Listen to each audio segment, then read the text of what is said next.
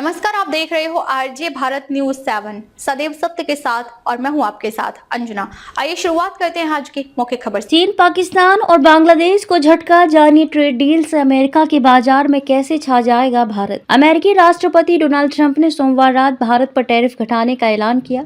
साथ ही ट्रंप ने दावा किया कि उन्होंने भारत से ट्रेड डील कर ली है जिसमें $500 बिलियन से ज्यादा के अमेरिकी उत्पाद खरीदने और भारत द्वारा लगाए गए टैरिफ और नॉन टैरिफ बैरियर को जीरो करने का जिक्र है।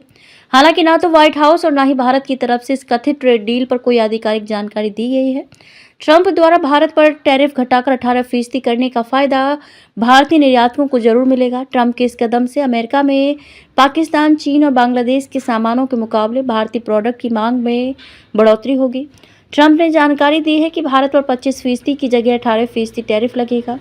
वहीं व्हाइट हाउस के अधिकारी ने पुष्टि कर दी है कि भारत पर लगने वाला दंडात्मक अतिरिक्त 25% टैरिफ भी खत्म हो जाएगा। इसका अर्थ ये हुआ कि भारत पर अब 50% टैरिफ की जगह केवल 18% टैरिफ लगेगा। इस ऐलान के बाद भारत अब उन देशों में शामिल हो गया है जिसे अमेरिका में चीन, पाकिस्तान, इंडोनेशिया, बांग्लादेश और वियतनाम सहित अन्य देशों के मुकाबले कम टैरिफ दर का सामना करना पड़ेगा।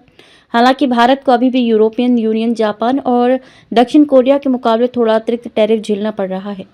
आपको बता दें कि अमेरिका ने जिन देशों पर सबसे अधिक टैरिफ लगाया है उसमें ब्राजील, म्यांमार, लाओस, चीन और दक्षिण अफ्रीका शामिल हैं। अभी ब्राजील पर 50%, म्यांमार पर 40%, लाओस पर 40%, चीन पर 37% और दक्षिण अफ्रीका पर 30% टैरिफ लग रहा है। इसके अलावा वियतनाम पर 20%, बांग्लादेश पर 20%, पाकिस्तान पर 19%, मलेशिया पर 19%, कंबोडिया पर 19% और थाईलैंड पर 19% टैरिफ लग रहा है। भारत इन देशों से अब बेहतर स्थिति में है, लेकिन कुछ देशों पर अमेरिका ने बेहद कम टैरिफ भी लगाया है।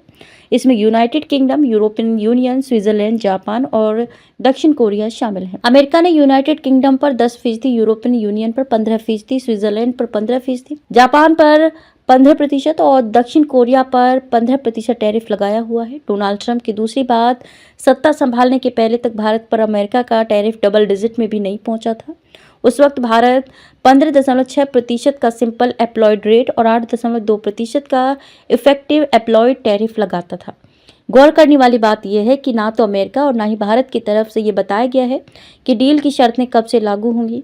भारत द्वारा रूसी तेल पूरी तरह से खरीदना बंद करने पर भी मोदी सरकार की तरफ से कोई बयान जारी नहीं किया गया है। खबरों में अब तक के लिए फिलहाल इतना ही। फिर होगी आपसे मुलाकात ऐसी ही कुछ खास खबरों के साथ। तब तक के लिए आप देखते रहिए आरजे भारत न्यूज 7। अगर आपने हमारे यूट्यूब चैनल को सब्सक्राइब नहीं किया है तो आज ही सब्सक्राइब करें और बेल आइकन को दबाना ना भूलें। साथ ही हमारे फेसबुक पेज और इंस्टाग्राम को भी फॉलो करें ताकि ऐसी ही खबरें सबसे पहले आप तक पहुंचे। धन्यवाद।